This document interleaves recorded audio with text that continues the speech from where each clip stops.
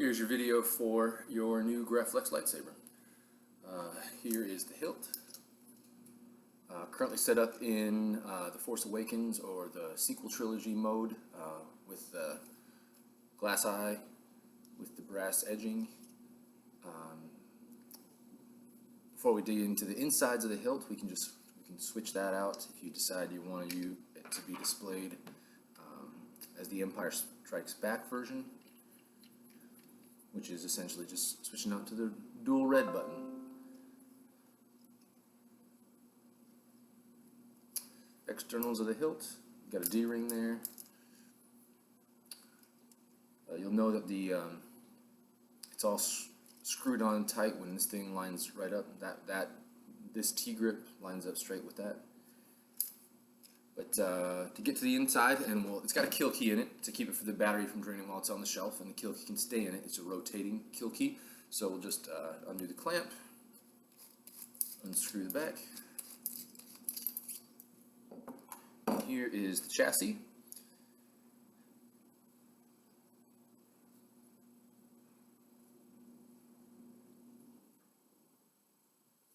The recharge port and SD card access are in the back here. So you can pull the kill key to boot the saber, or the best way is to, well, you have to pull the kill key obviously to charge it, but if you have the kill key in, you can rotate it until you feel it looping, and when you hear the boot sound, you know that it's ready to go. Got some accent LEDs in there too. I don't know if you could see them moving on the board there. They're attached to the sound card, SMD LEDs. And then we've also got the crystal. The crystal is set up to be black blade matching. So if we turn this sucker on with the red button, got the crystal, got a blade plug in it too. The blade plug's coming with it. Let's put that down for now. So you can see it. Hopefully the camera picks it up, but the flash on clash matches the crystal as well. This is the auxiliary button right here, the top of the clamp card.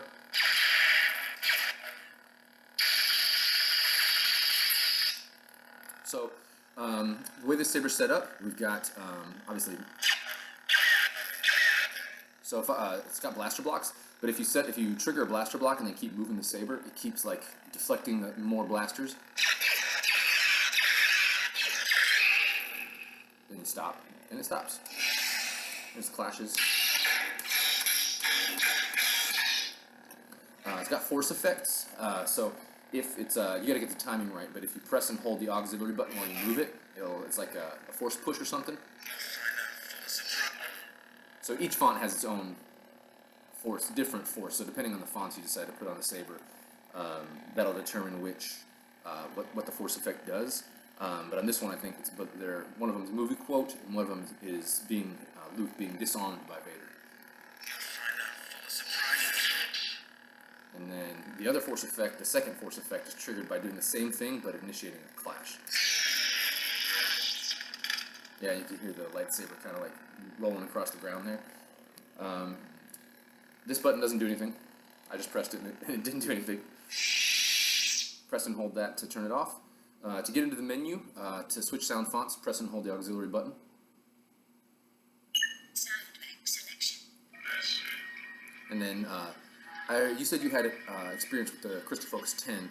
The Crystal Focus 10 allows you to use the auxiliary button and power button to scroll backwards or forwards through the fonts. This is an older version of the board, and it only allows you to go through the fonts forward. So you just use the auxiliary button, and it scrolls through them, however many you have on, up to 12.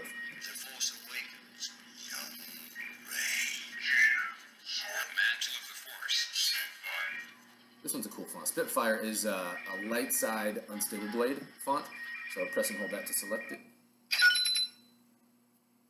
And then we'll power her up.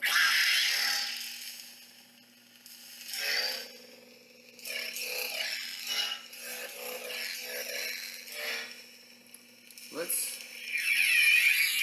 put a blade in it. Set screw is right here, right above the glass eye or red button. So you'll need an Allen key to loosen this up. You can remove blade plug, 7/8 inch blade plug, 7/8 inch blade. Both are coming with you. All you need to do is tighten that until you feel resistance. It's not going to go anywhere. It's a light enough blade where, and you don't really get Graflexes for dueling. If you're going to duel, I would recommend getting a heavy grade blade, but you can do medium dueling. You can hit another saber with a medium grade blade, you know, kind of do choreography, that kind of thing, but not go full out at all. Stuff with most sabers with crystal chambers, and especially these things will get all dinged up and bent if you go full dueling with it. But controlled choreography to like 50, 60, 70% of your max effort, as long as you stay under control, shouldn't be a problem. This stuff is mounted well enough where that level of contact isn't going to knock anything loose. But if you go full out, like, I mean, if I chuck this at a wall, you could dislodge something possibly. I didn't test it to that degree. But here's that font. Hopefully the unstable blade will show up on camera. I think you can see it flickering off of me. Yeah, you can sort of see it. This really washes out, but this is supposed to be purple. Does it show? Yeah, it kind of shows purple against my hand. More of a pinkish purple. You can see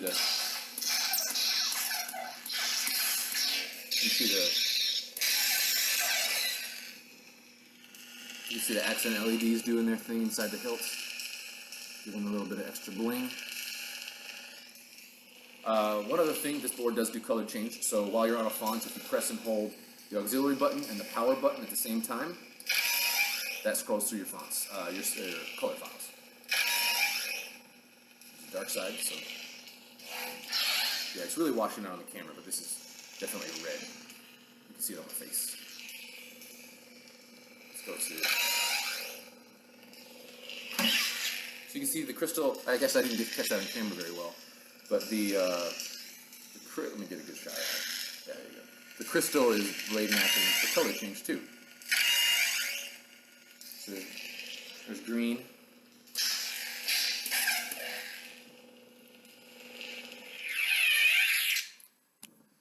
But that's the basics of the saber. If you have any problems with it, or you have any questions about the functionality, definitely feel free to message me. You can either hit me up through eBay, or I'm going to email you I'm going to put this on YouTube and then email you the YouTube link. And so, yeah, if you have any questions, you can hit me up via email, or eBay would be best, so it's tracked that way, so it's connected to the sale. So to protect both of us, if there are any legitimate issues, it's all tracked there in case you need to open a case or something like that. I like to, anytime anything spends $350 on something, it's important to make sure it's protected. So I've been the customer and the seller, so it's best if everything stays in eBay, just for protecting both of us.